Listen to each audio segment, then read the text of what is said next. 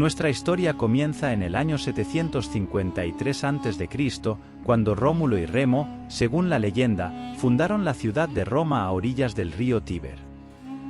Lo que comenzó como un pequeño asentamiento creció hasta convertirse en el epicentro de un vasto imperio. A lo largo de los siglos, Roma expandió sus fronteras de manera impresionante.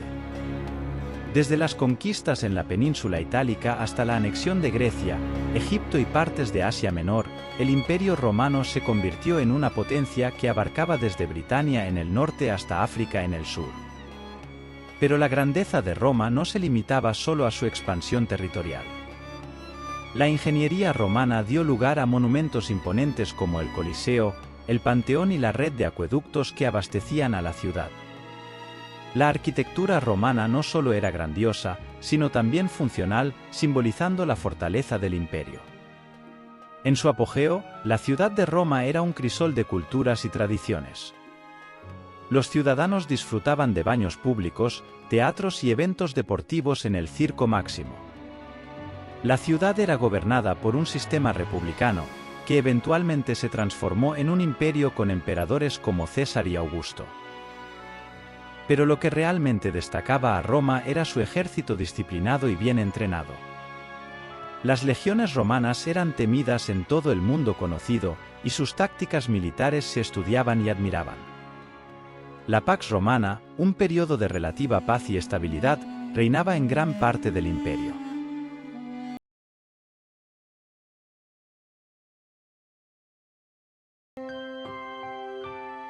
En la cuna de una gran civilización, nació un niño destinado a marcar la historia.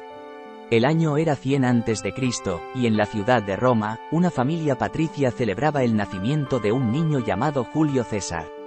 Desde sus primeros días, Julio César recibió el amor y la atención de una familia noble. Su padre, un senador respetado, y su madre, una mujer educada y cariñosa, estaban determinados a darle una educación esmerada y brindarle las oportunidades que su linaje le otorgaba. Desde temprana edad, Julio demostró una curiosidad inigualable por todo lo que lo rodeaba. Aprendió sobre política, historia y retórica a través de su padre, quien le inculcó la importancia de la elocuencia y el liderazgo. Educado por tutores privados, su mente ávida y perspicaz absorbió cada enseñanza.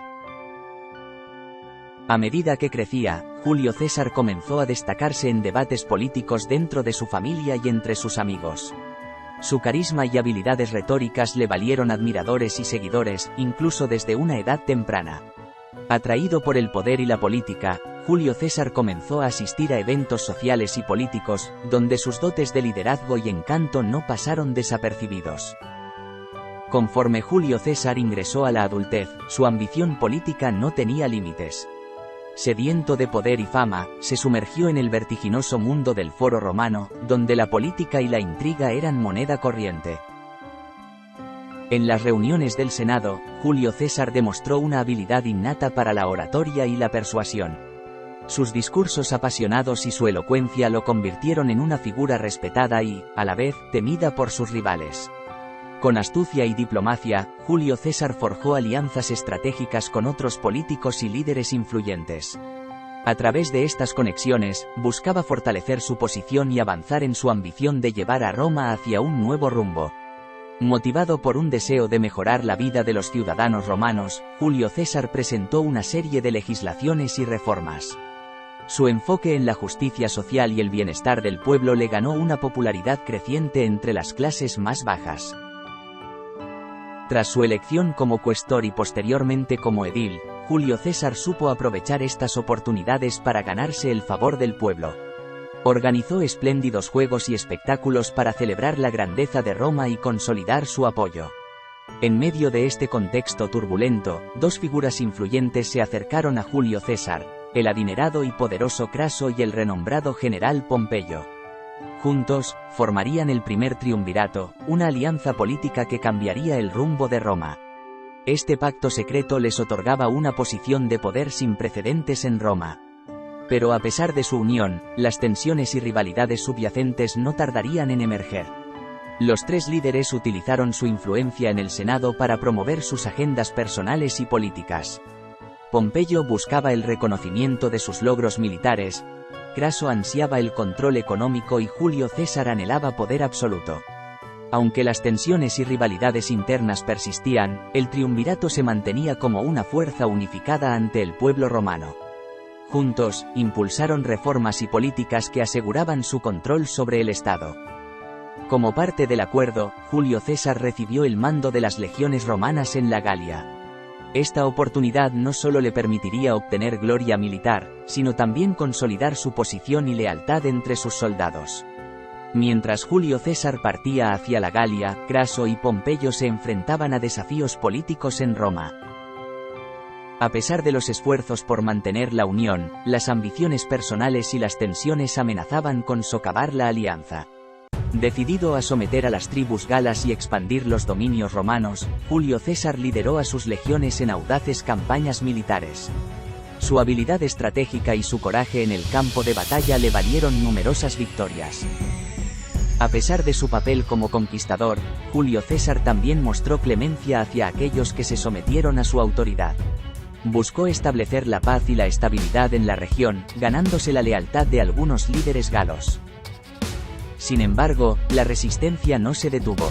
Bajo el liderazgo carismático de Vercingetorix, las tribus galas se unificaron en una última y desesperada lucha por su libertad. La batalla de Gergovia fue uno de los enfrentamientos más ferozmente disputados. La lucha culminó en la batalla de Alesia, una confrontación épica que decidiría el destino de las Galias. Con astucia y disciplina, Julio César logró una victoria determinante, sometiendo a las tribus galas y anexando la región al Imperio Romano. A su regreso triunfal a Roma, Julio César fue aclamado como un héroe y celebrado por su conquista de las Galias. Su fama y poder crecieron a pasos agigantados, y muchos lo veían como un líder indiscutible de Roma. En su búsqueda de poder y gloria, Julio César conoció a Cleopatra, la joven y carismática reina de Egipto. Su belleza y astucia lo cautivaron de inmediato, estableciendo una relación que trascendería la política y la diplomacia. Mientras Julio César y Cleopatra forjaban una alianza política, también se entregaron a una relación apasionada. Pero en Roma, las noticias de su vínculo con la reina de Egipto generaron controversia y descontento. En Roma, un grupo de senadores conspiraba para derrocar a Julio César y poner fin a su poder. La alianza con Cleopatra se convertiría en un arma en su contra, acusándolo de traición a la República. De regreso en Roma, Julio César se encontró con la traición de algunos senadores, quienes buscaron arrebatarle su poder y devolver la República a su antigua forma. Pero él estaba decidido a mantener su legado y preservar la estabilidad. El 15 de marzo del año 44 a.C., los idus de marzo, Julio César fue apuñalado por sus conspiradores en el Senado romano. La muerte de Julio César sumió a Cleopatra en la tristeza y el desespero. Con su aliado y amante fallecido, su futuro se vio amenazado y la estabilidad política en Roma se tambaleó.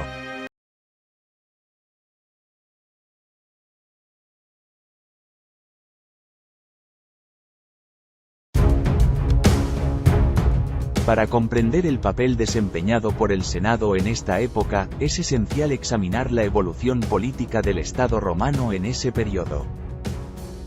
En Roma, el emperador no tenía un poder absoluto, su voluntad requería la aprobación del Senado. Así, la lucha de poder y los intentos por influir o controlar a los senadores eran una constante. A lo largo de la República, el Senado había sido el núcleo central de la política romana. Sin embargo, las frecuentes guerras civiles en el siglo I a.C. condujeron al ascenso de un individuo: el emperador Augusto. Este recibió poderes extraordinarios del Senado de manera indefinida, destinados a poner fin a los conflictos, asegurar una paz duradera y preservar la unidad de Roma.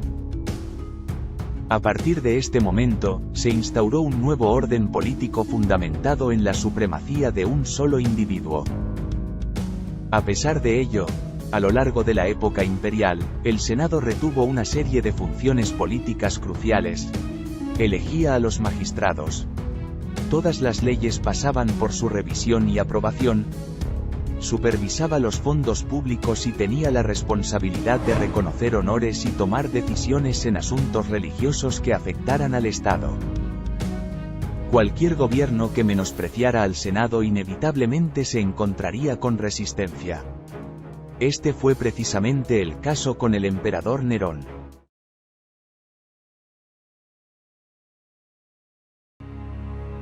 Nerón, nacido Lucio Domicio Enobarbo, vio la luz del mundo en diciembre del año 37. Su linaje estaba marcado por la distinción. Su tío, el emperador Claudio, desempeñaría un papel crucial en su destino. Fue adoptado por Claudio, asegurando así un futuro político sin precedentes, llegando a anteponerlo a su hijo británico. Nerón alcanzó la mayoría de edad a los 14 años. Su designación como procónsul lo llevó a ingresar al Senado, donde no solo participó activamente en las discusiones sino que también ofreció discursos ante la Asamblea. Sus primeras intervenciones públicas coincidieron con la presencia destacada de Claudio, y su imagen apareció en las monedas emitidas durante el mandato de su tío y padrastro, quienes lo reconocieron como su futuro sucesor. Además, contrajo matrimonio con Claudia Octavia, su hermanastra.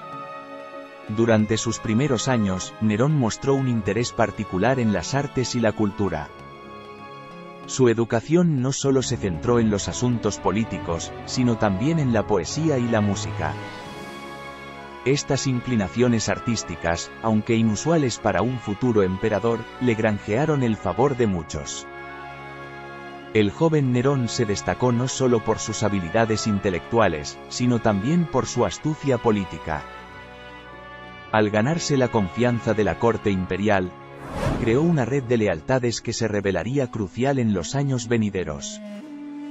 Sin embargo, el destino de Nerón estaba destinado a cambiar drásticamente con la muerte de Claudio en el año 54. A pesar de las maquinaciones detrás de escena, Nerón fue nombrado emperador siendo muy joven aún, a la edad de 17 años. Este ascenso al trono marcó el comienzo de un capítulo complejo y controvertido en la historia de Roma. Antes de seguir con el vídeo, nos gustaría saber tu opinión sobre esta figura histórica. Deja un comentario, y si te está gustando el contenido no olvides suscribirte y darle a like. Continuamos.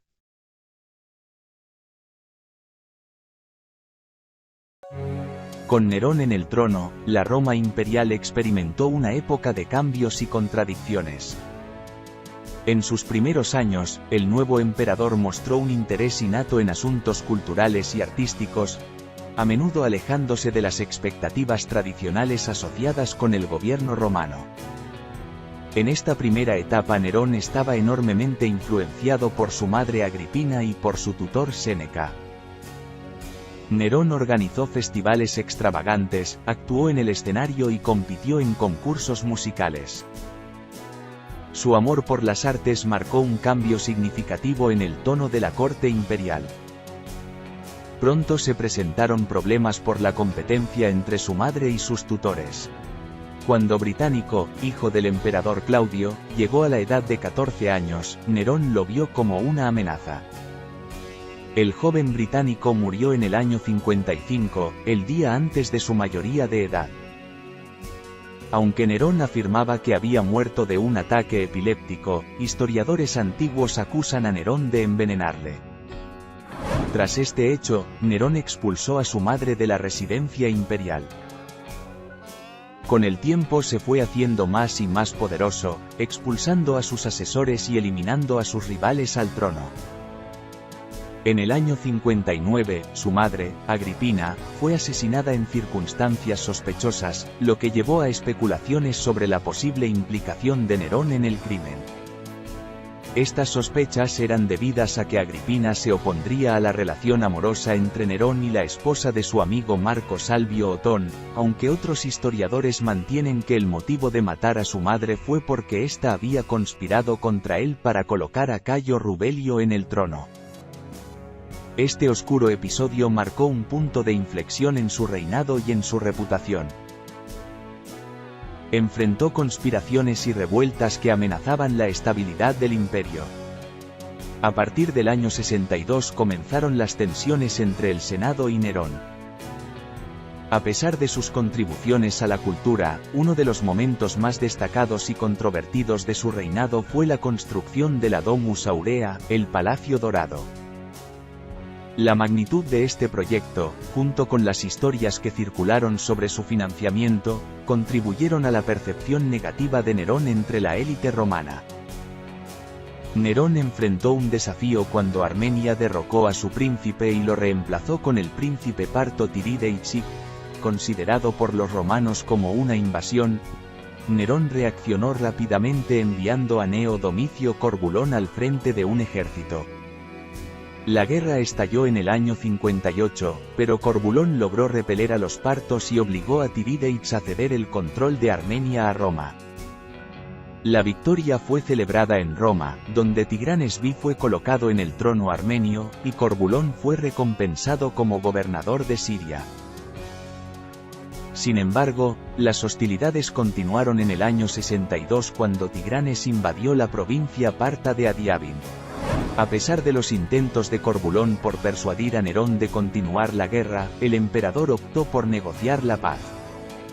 El resultado fue un tratado en el que Tirideids se proclamaba rey de Armenia, pero Nerón lo coronaba en Roma. Este acuerdo, aunque fue un éxito político para Nerón, marcó la paz entre Roma y Partia hasta el año 114, cuando el emperador Trajano invadió Armenia. La diplomacia de Nerón resultó en una victoria política que lo hizo popular en las provincias orientales y entre los partos, manteniendo la estabilidad en la región durante varias décadas.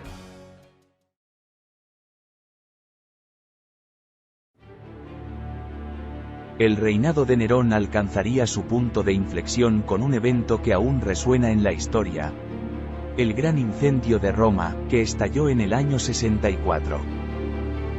Las llamas devoraron la ciudad durante días, dejando en su estela una destrucción sin precedentes. Las circunstancias exactas que rodearon el incendio aún son objeto de debate. Algunos relatos históricos sugieren que Nerón estuvo involucrado en la planificación del incendio, mientras que otros lo consideran una mera especulación. ¿Fue realmente un intento de despejar espacio para la construcción de su opulento Palacio Dorado, o simplemente una trágica coincidencia? Sea cual sea la verdad, el incendio dejó a gran parte de Roma en ruinas, y la respuesta de Nerón a esta tragedia fue ambivalente. Mientras la ciudad ardía, se dice que Nerón observaba desde una posición elevada, tocando su lira y recitando versos. Sin embargo, también hay quien afirma que Nerón estaba en Antium, distante aproximadamente 42 kilómetros de Roma, durante el incendio. Para contrarrestar la desconfianza y la ira pública, Nerón emprendió esfuerzos significativos para la reconstrucción de Roma. Sin embargo, su imagen ya estaba manchada, y las acusaciones de su participación en el incendio persistieron. La respuesta de Nerón al desastre contribuyó a la creciente impopularidad de su reinado. Tácito narra que después del incendio, la población, sedienta de un culpable, comenzó a especular que Nerón era el responsable, desatando así su furia. Con el fin de desviar la culpa, Nerón señaló a los cristianos como chivos expiatorios y ordenó castigos atroces. Algunos fueron arrojados a los perros, mientras que otros sufrieron la cruel suerte de ser quemados vivos y crucificados. Este episodio, considerado la primera persecución romana en la historiografía cristiana, llevó a la muerte de prominentes figuras como los apóstoles Pedro y Pablo.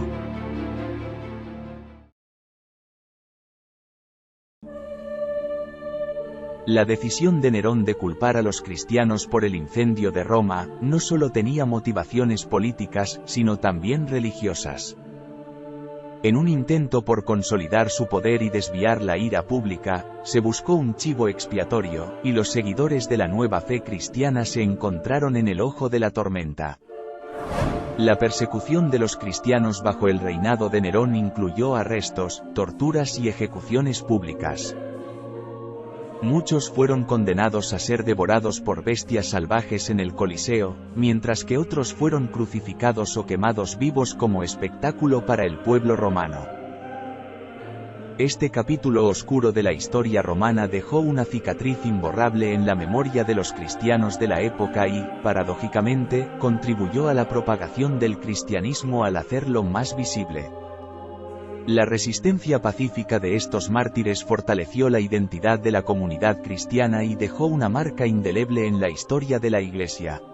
Sin embargo, la persecución de los cristianos no fue suficiente para revertir la caída de Nerón. No fue hasta 300 años después cuando el emperador Constantino finalizó con la persecución a los cristianos, siendo el primer emperador romano en convertirse al cristianismo.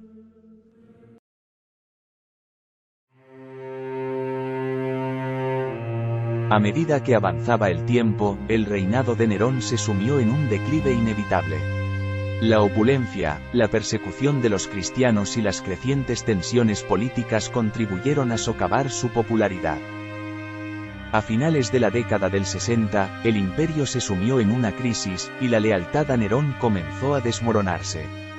Los asesinatos que ordenó, incluyendo a su madre y sus 2 esposas. El saqueo permanente de tesoros de los templos y de las arcas de las provincias, la humillación constante a las familias más antiguas de Roma, y los numerosos enfrentamientos con el Senado, hicieron que su impopularidad fuese cada vez mayor. En el año 68, enfrentando conspiraciones y la amenaza de ser condenado a muerte por el Senado, Nerón se encontró en una situación precaria. La revuelta se gestaba en su contra, y las legiones en las provincias comenzaron a declarar su lealtad a otros líderes. En un acto que ha perdurado en la memoria histórica, Nerón optó por el suicidio en lugar de enfrentar una muerte humillante. Según las crónicas, se apuñaló en el cuello con la ayuda de su secretario, pronunciando sus últimas palabras. ¡Qué gran artista muere conmigo! Con la muerte de Nerón, la noticia se extendió rápidamente por Roma, marcando el fin de una era y el comienzo de un período tumultuoso conocido como el Año de los 4 Emperadores. El Imperio Romano se sumía en la incertidumbre y la lucha por el poder.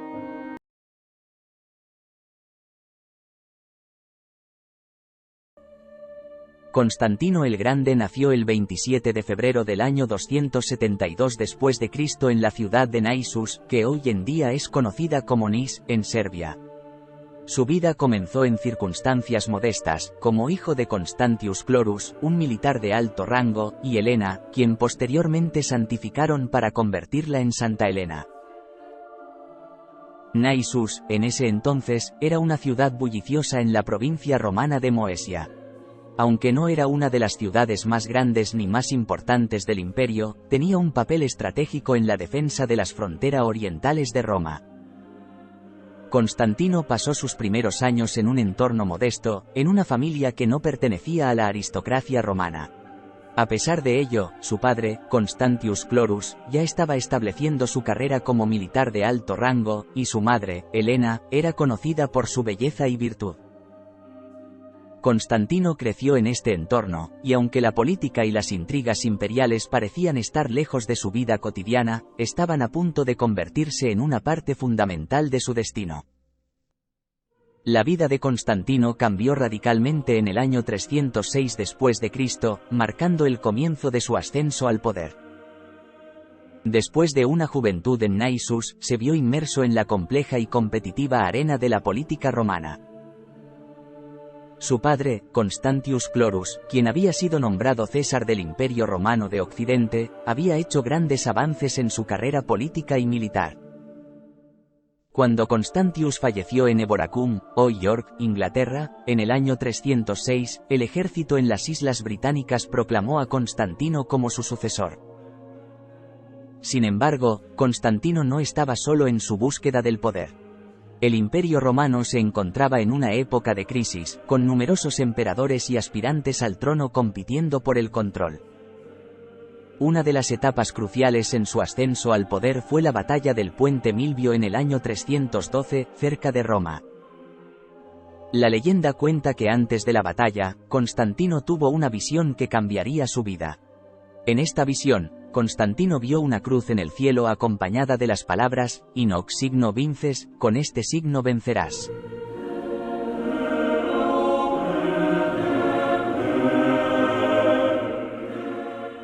Interpretando esto como un mensaje divino, Constantino ordenó que se pintara el crismón en los escudos de sus soldados.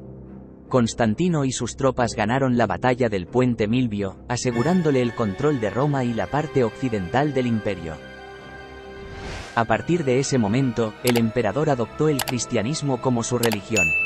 En el año 313, Constantino y Licinio, el otro emperador reinante en el este, emitieron el Edicto de Milán, que garantizaba la libertad religiosa en el imperio y puso fin a la persecución de los cristianos. Este cambio hacia el cristianismo marcó un hito en la historia del imperio y tuvo un impacto duradero en la religión y la política de la época. La transformación del Imperio Romano bajo el reinado de Constantino el Grande fue profunda y duradera.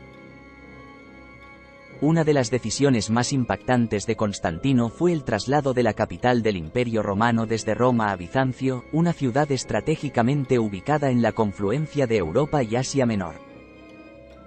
Esta ciudad sería renombrada como Constantinopla, hoy Estambul, y se convertiría en el corazón de lo que sería conocido como el Imperio Bizantino. La nueva capital se convirtió en un importante centro comercial y político, asegurando un mejor control sobre las provincias orientales del imperio. Constantino también tuvo un profundo impacto en el ámbito religioso. Bajo su liderazgo, se convocó el primer concilio de Nicea en el año 325. En este concilio, se discutieron cuestiones teológicas fundamentales y se establecieron las bases de la doctrina cristiana.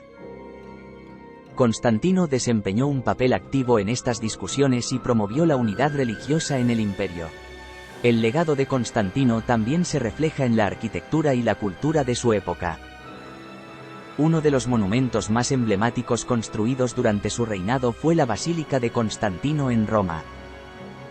Esta monumental estructura influyó en la arquitectura cristiana posterior y en la construcción de catedrales. También se le atribuye la construcción de la Iglesia de la Natividad en Belén. A medida que su reinado progresaba, Constantino continuó promoviendo el cristianismo y otorgando privilegios a la Iglesia. Su conversión al cristianismo y su apoyo a esta religión ayudaron a cambiar el rumbo de la historia y a allanar el camino para la expansión del cristianismo en Europa y más allá. Constantino murió en Nicomedia, una ciudad de Asia Menor, el 22 de mayo del año 337. A lo largo de su vida, había logrado consolidar un vasto imperio y dejar una huella indeleble en la historia.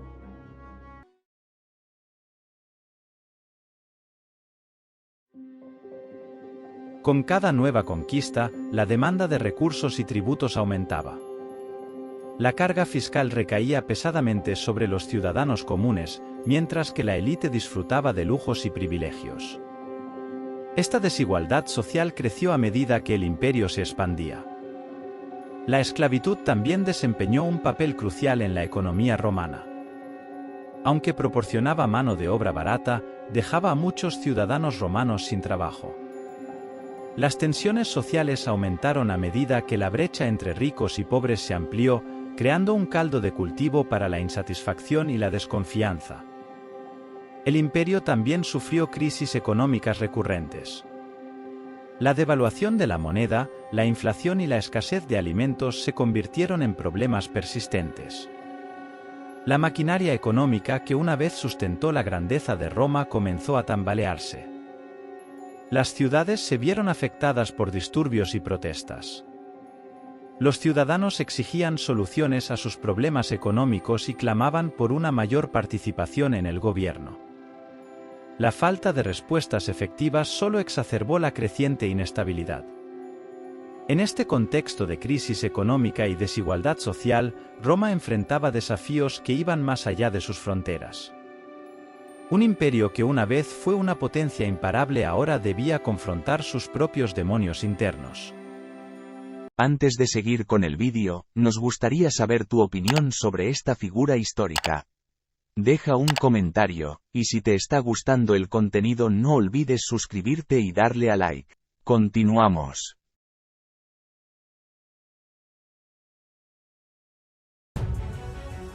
En el año 410 después de Cristo, los visigodos liderados por Alarico saquearon la ciudad de Roma.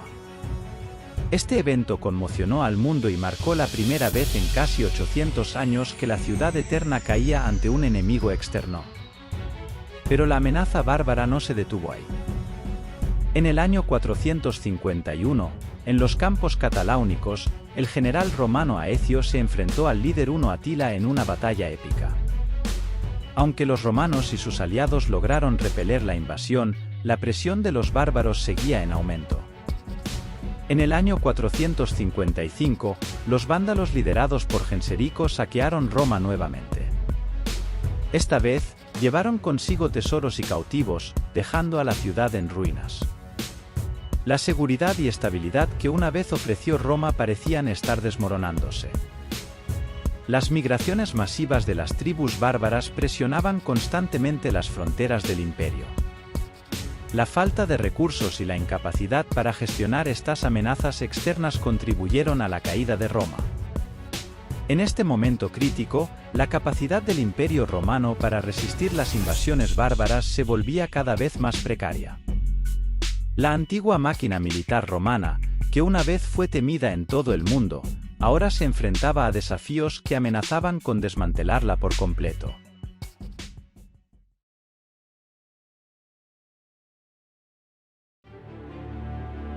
El imperio se dividió en el Imperio Romano de Occidente, con sede en Roma, y el Imperio Romano de Oriente, con sede en Bizancio, más tarde conocida como Constantinopla. A pesar de esta división, los desafíos persistieron. La administración descentralizada llevó a conflictos internos entre los diferentes líderes, y la cohesión que una vez unió al imperio se desvaneció. Mientras el Imperio Romano de Oriente, también conocido como el Imperio Bizantino, continuó prosperando, el Occidente luchaba por mantener su estabilidad. Las tribus bárbaras aprovecharon la situación, estableciendo reinos independientes en las provincias occidentales del imperio. Los visigodos en Hispania, los vándalos en el norte de África y los ostrogodos en Italia se convirtieron en poderes regionales. La situación llegó a un punto crítico en el año 476 después de Cristo, cuando el último emperador romano de Occidente, Rómulo Augustulo, fue depuesto por Odoacro, un líder germánico. Este evento es comúnmente considerado como el fin oficial del Imperio Romano de Occidente. Con la caída de Roma, se cerró un capítulo importante en la historia. La ciudad eterna, que una vez fue el corazón del imperio más poderoso, quedó en ruinas. El sueño de Roma como un imperio unificado y dominante se desvaneció en las páginas de la historia.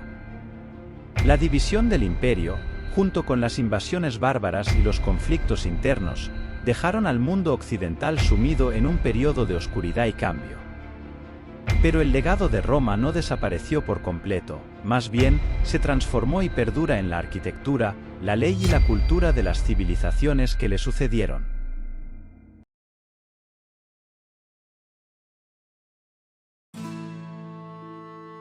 Con la caída de Roma, la idea de un gobierno centralizado que abarcara todo el imperio se desvaneció. En su lugar, surgieron reinos germánicos y otras entidades políticas, cada una con su propia agenda y gobernante. Europa occidental se fragmentó en pequeños reinos y territorios, marcando el inicio de la Edad Media.